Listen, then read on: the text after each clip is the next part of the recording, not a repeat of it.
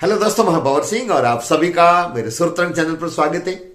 दोस्तों, इससे पूर्व के वीडियो में मैंने खानूजी रबारी का पूरा जीवन परिचय दिया, लेकिन मैंने अंत में यह भी बताया था कि अगले वीडियो में मैं आपको बताऊंगा कि वो किस प्रकार से भोमिया जी बन गए। जी हाँ दोस्तों, और आज वो पूजे जाते हैं। तो आइए दोस्तों, आज जानते हैं खानूजी भोमिया जी के बारे में।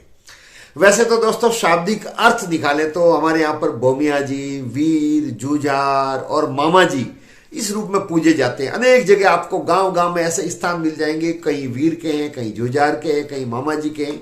लेकिन जैसा अध्ययन के बाद में ज्ञात होता है, उसके अनुसार मामा जी वो कहलाते हैं जो बहनों की रक्षार्थ वीर गति को प्राप्त हुए, वो सभी मामा जी कहलाते हैं।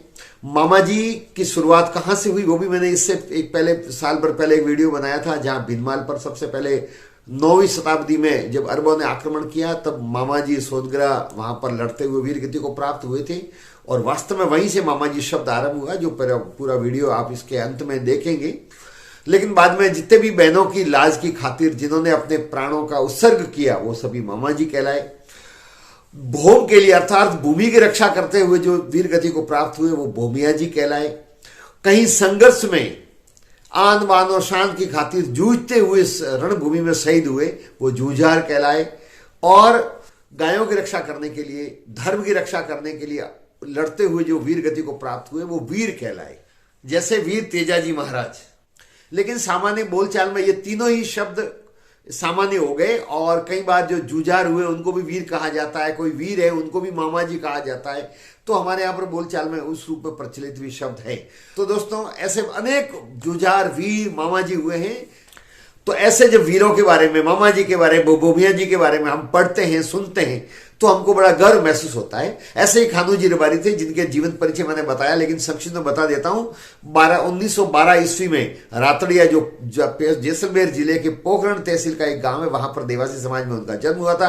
पिताजी का नाम मगना जी, माता का नाम चंपा, दादाजी का नाम हिंदू जी था, जो ऊंटों का काफिला रखते थे, कारोबार करते थे, बचपन से ही बड़े होनहार थे।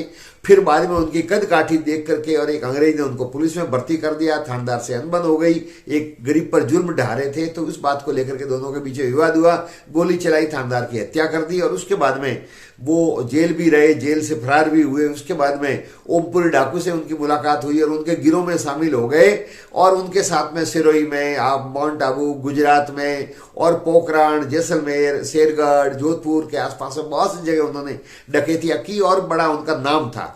लेकिन जिस दिन ओमपुरी मुठभेड़ में मारे गए, उस दिन खानूजी रबारी साथ में नहीं थे, तो वो बच गए।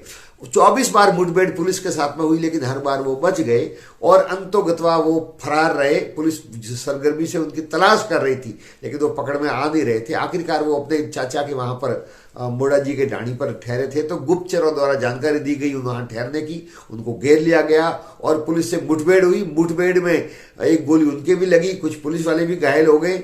लेकिन अंत में जब गोलियां खत्म हो गई, तो उन्होंने एक गोली अपने खुद के लगा करके और वहीं पर अपनी जीवन लीला को समाप्त कर दिया। लेकिन दोस्तों, उसके बाद में जब उनका अंतिम संस्कार हुआ, अंतिम संस्कार होने के बाद में, और एक दिन एक व्यक्ति के ऊंट कहीं खो गए थे, वो ढूंढ ढूंढ के थक गया, लेकिन ऊंट नहीं मिल रहे थे। तो सपने में, कहते हैं यहां से शुरुआत हुई भोमिया जी, खानू जी की।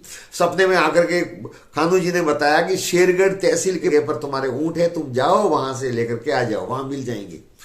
व्यक्ति ने सुबह स्वप्न के अनुसार शेरगढ़ में गया, वहां गए, वहां पर वो ऊंट मिल गए, लेकर के आ गया। उसके बाद में उसकी आस्था बढ़ी, उसने ये बात और लोगों को कही, तो फिर आसपास में किसी की गाय खो जाती थी, किसी के ऊंट खो जाते थे, किसी के कोई और चोरी हो जाती थी। तो फिर लोग खानू जी को याद करते थे, उनका स्मरण करते थे, और उनके काम सिद्ध होने लग गए।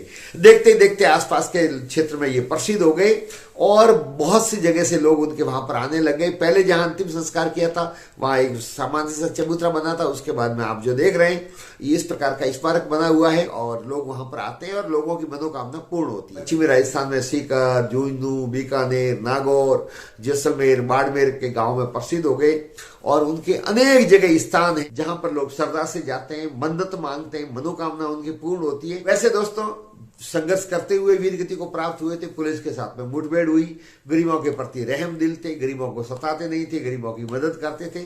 तो इस कारण से भी सामान्य तबका, जो गरीब तबका, उनमें वो जीते जी भी बहुत लोकप्रिय थे। और वीर गति को प्राप्त करने के बाद में, इस दुनिया से चले जाने के बाद में उनकी लोकप्रियता और बढ़ गई। और इस प्रकार से एक डाकू था, वो भोमिया जी बन गया। जी हाँ दोस्तों, इस प्रकार से एक डाकू से भोमिया जी बन गए और पूजे जाने लगे। तो इस प्रकार से खानू जी रेवारी डाकू से भोमिया जी बन गए। जो मैंने आपको ये जानकारी दी, आपको जानकारी कैसी लगी? वीडियो को लाइक करें, शेयर करें, कमेंट्स करें, और यदि चैनल को अब तक सब्सक्राइब नहीं किया है तो चैनल को सब्सक्राइब करें। आप सबका बहुत बहुत धन्यवाद। जय हिंद।